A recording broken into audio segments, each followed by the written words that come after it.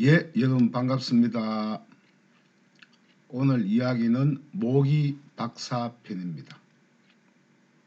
자, 모기에 물리면 통증이 생기고 간지럽죠. 이걸 바로 치료하는 방법을 살펴보겠습니다. 보통 모기에 물리면 그 물린 부위가 문제가 아닙니다. 그 모기에 물린 부위의 염증이 몸 림프를 따라 몸 안에 돌다가 내 몸 어딘가에 가장 좋지 않은 부위에 염증의 하치장이 추가로 만들어져요. 그거는 초기 염증을 빼지 못하면 이것이 림프 부종에서 종양, 목숨까지 잃게 되는 경우가 생기는데, 즉 염증의 씨앗이 되어 중병을 만들게 되는데 한번 살펴보겠습니다. 자, 자연치유 대체의학. 자, 모기가 물리면 이렇게 붓죠. 내가 만든 질병은 내가 고친다. 이번 145번째 이야기는 모기 박사 편입니다. 모기 염증 바로 치료법인데, 이 모기의 염증이 질병을 키우게 만듭니다. 오늘 이야기는 제 책 상권 305쪽에서 325쪽까지 펼쳐진 이야기를 종합 정리했습니다. 자, 첫 번째. 자, 모기에 물리면 다양한 피부에 문제가 생기죠. 그 면역 반응이 각기 다르게 나타나는데 살펴보겠습니다. 자, 이 ABCD 쪽으로 갈수록 면역 기능이 현저히 떨어지는 사람의 이미지입니다. 첫 번째, 같은 모기의 공격을 받아도 한 방에 같이 자도 누구는 물고 누구는 안 물죠. 받아도 면역력에 따라서 그 피부 반응 현상이 각기 다르게 나타납니다. 두 번째, 면역 기능이 아주 뛰어난 사람은 모기가 침을 피부에 꽂는 순간 우리 몸에 있는 백혈구가 공격을 해서, 이게 공격을 하니까 모기가 그냥 꽂다가 도망가 버려요. 덤벼들지 못합니다. 세 번째, 그래서 면역력이 비교적 있는 사람은, 어느 정도 사람은 A 정도, 지금 이 정도만 해도 면역력이 떨어진 아이의 손이죠. A 정도 홍조 현상 이하로 그냥 약간 빨갛다가 그냥 멈추죠. 네 번째, 사진 B처럼 이제 홍조 부위가 이렇게 염증 부위가 넓어졌다. 시간이 지나면 점점 넓어지는 사람은 면역력이 아주 약한 경우입니다. 다섯 번째, 사진 C는 백혈구와 이제 싸워서 염증이 점점 증가하여 이 염증을 정맥으로 회수하지 못하여 한계에 이르면 곰거나 피부를 박차고 이렇게 염증이 나오죠. 수포처럼 이렇게 나옵니다. 여섯 번째, 이제 D는 더 심하죠. 사진 D는 이제 수포화 발진이 확장되어 피부로 나오고 바닥하면 이것을 병원에 가면 뭐라고 합니까? 스키터 증후군이라는 또 이상한 별의별 병명을 만들어냅니다.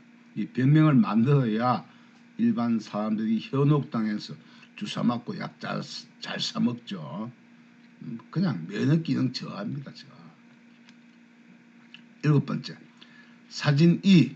이게 심각해졌죠. 이제 이미 종아리 전체 피부가 부어오르는 사람은 체내 염증지수가 매우 높아 피부 전체가 부어오르고 있는데, 이것을 그냥 방치하면 돌이킬 수 없을 정도로 계속 부종이 무릎으로 허벅지까지 계속 부어오르기도 합니다. 심각해진다는 이야기입니다. 두 번째, 모기에 물려 죽어가는 사람도 많죠. 살펴보겠습니다. 하찮은 모기 때문에 이런 결과까지 이어집니다. 첫 번째, 인간은 동식물과 유사한 극소량의 윤 정보에 의해서 천문학적인 수의 세포로 우리 인체를 구성을 합니다. 두 번째, 이 사람과 침팬지는 유전자상으로 99.9%가 동일하죠. 동일한 유전 정보를 공유를 하는데 그중 3만 개의 유전자 중에서 겨우 수십 개 정도가 약간 변이가 생겨서 원숭이가 되고 침팬지가 되고 이렇게 달라지는 것입니다. 세 번째, 따라서 인간과 모기도 마찬가지죠. 유전자상으로는 별 다를 것이 별로 없는 존재인데 이 모기들이 생존해 가는 과정과 우리 인간의 생존 과정과 유사한 처지임은 인식을 하지만 이 하찮은 조그만 모기의 피해가 인간에게 만만치 않습니다. 네 번째, 덩치가 아주 작고 하찮게 생각하는 모기지만 물리면 사진처럼 초기 염증을 빼내지 못하면 이것이 림프관을 따라서 온몸으로 번지죠. 그래서 림프 부종에서 종양, 목숨까지 잃는 경우가 생깁니다. 다섯 번째, 따라서 모기의 공격을 받았을 때 바로 염증, 초기의 염증이 체내에 확산되기 전에 쉽게 다스리고 치료하면 더 이상 확장되어서 더 큰 질병으로 진행되지 않습니다. 여섯 번, 특히 면역력이 매우 약한 아이들, 또 항체가 생기지 않은 사람은 공격을 받은 즉시 항원으로부터 염증이 생기기 전에 항원과 염증을 빼넣어줄수록 더 빠르게 호전됨을 명심하시고 소중한 가족이 난치병으로, 장애으로 더 이상 진행되지 않도록 초기에 잘 치료해 주셨으면 좋겠습니다.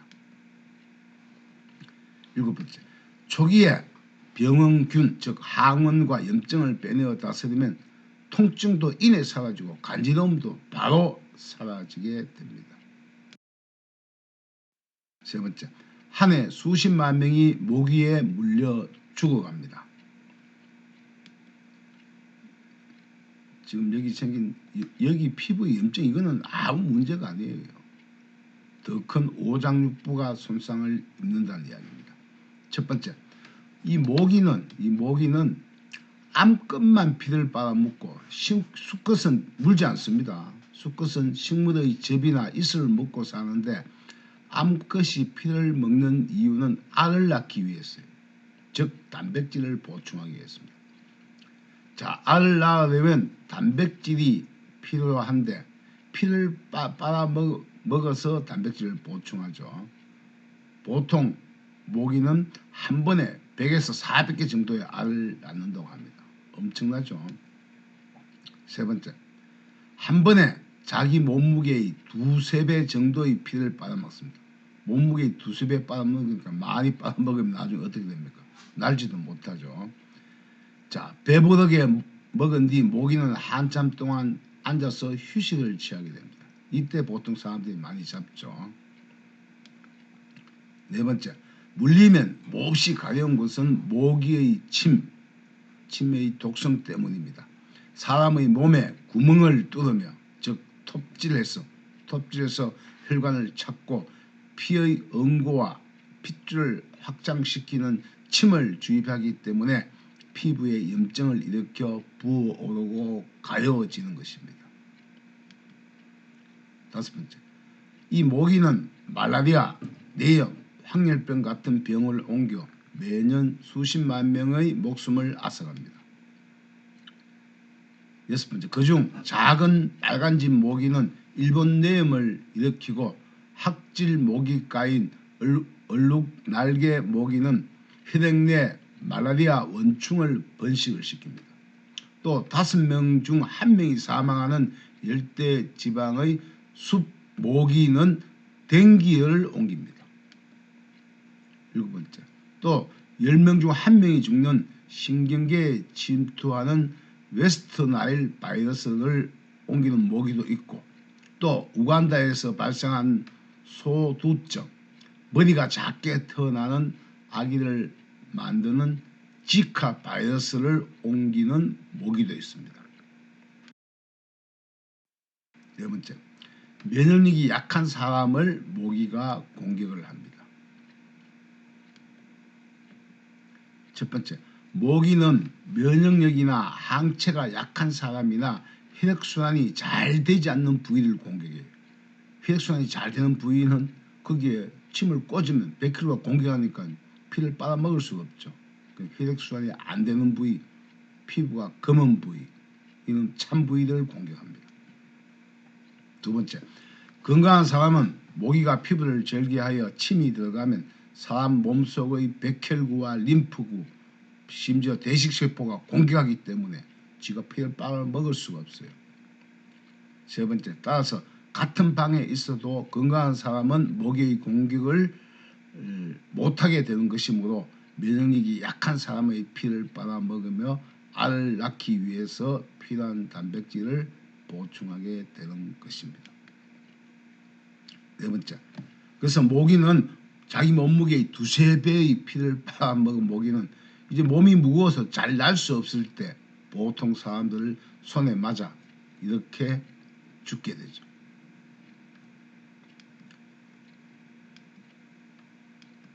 다섯 번째, 이 모기가 사람의 피부를 절개하여 피부에 관이 삽입될 때 이때 세균이나 바이러스도 함께 피부 진피에 침투하여 질병을 키우게 됩니다.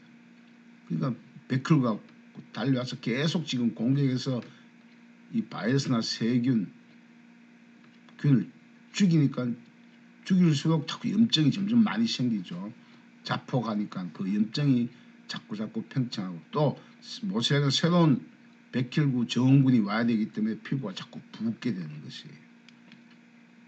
여섯 번째, 체내에 침투한 모기의 바이러스나 세균은 몸속 면역 기능과 싸우게 될 때 피부가 이때 더욱 간지럽게 됩니다. 즉 죽은 백혈구나 림프구의 시체가 쌓이면서 더 많은 정원군을 불러오려고 모세혈관이 확장되면서 피부를 점점 더 붓게 만들게 됩니다. 일곱 번째, 따라서 그림처럼 모기에 물려 촉이 생긴 염증을 빼내지 않으면 이것이 림프 부종에서 돌이킬 수 없는 종양으로 그리고 목숨까지 잃는 경우가 많으므로 초기에 다스려주는 것이 가장 현명하고 지혜로운 사람입니다. 다섯 번째, 모기에 물린 후 대처 방법의 허와실을 살펴보겠습니다. 모기에 물려서 손톱으로 자국을 냈네요. 자, 첫 번째, 모기에 물리면 보통 침을 바르는 사람이 있는데 물론 이 침 속에는 활성산소나 뮤신 등으로 약간 덜 간지러운 느낌을 주지만 이 치료에는 아무 도움이 되지 않습니다. 두 번째, 또 소독한다고 알코올이나 소독약을 바르는 것 역시 일시적인 간지러움은 조금 해소된다 하더라도 치료에는 도움이 전혀 되지 않습니다. 세 번째, 한편 꿀을 바르는 사람인데 이 꿀은 고농도죠. 농도가 높으니까 피부 사이에 있는 염증을 약간은 빼낼 수 있으나 계속 증가하는 염증을 제거하기에는 역부족입니다. 네 번째, 식초를 바르는 것도 간지러움은 해소되고 염증은 빼낼 수 없으나 이 식초는 상처가 아물 때 바르면 세포 재생력을 도우게 됩니다. 다섯 번째, 모기에 물린 부위에 손톱으로 십자 모양의 자국을 내는 것도 아무런 도움이 되지 않고 오히려 염증 부위를 피부 넓게 확산시켜주는 역할을 하게 됩니다. 여섯 번째, 가장 현명한 방법은 더 이상 확산되거나 몸 전체로 퍼지기 전에 염증이 생긴 중앙 부위에, 즉 모기가 침을 꽂은 그 부위에 핵이 모이죠. 염증의 진액이 모여요. 그 핵이 모이는 것을 빼주는 게 가장 좋습니다. 물린 자가 여기다 가면 여기면 여기에 침을 쫙 꽂아서 주위를 꽉꽉 짜주면은 그 염증, 액, 농액, 피하고 섞인 피고름이 막 나오죠. 그러면 하나도 간지럽지 않고 아프지도 않고 빠르게 낫습니다.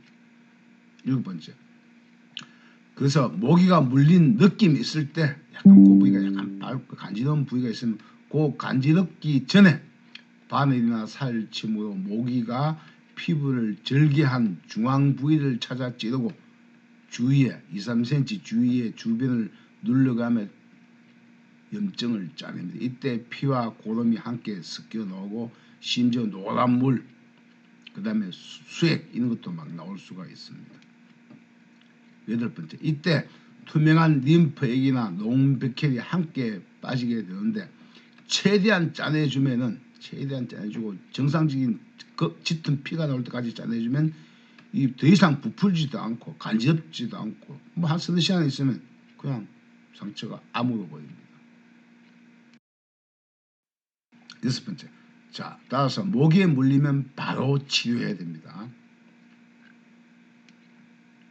자, 첫 번째, 모기에 물린 부위는 바로 염증을 빼내야만은 이 림프관을 따라 몸에 돌다가 질병이 있는 부위에 추가로 쌓이지 않습니다. 모기에 물리면 내가 무릎이 안 좋다 그러면 그 물린 그 염증이 림프관을 따라서 무릎 안 좋은 부위에 더 쌓이게 된다. 즉 몸 전체에 퍼지지 않게 빠르게 다스려주는 것이 좋습니다. 딴 거 없어요. 여기 콕 찔러서 쫙 짜내면 끝이에요.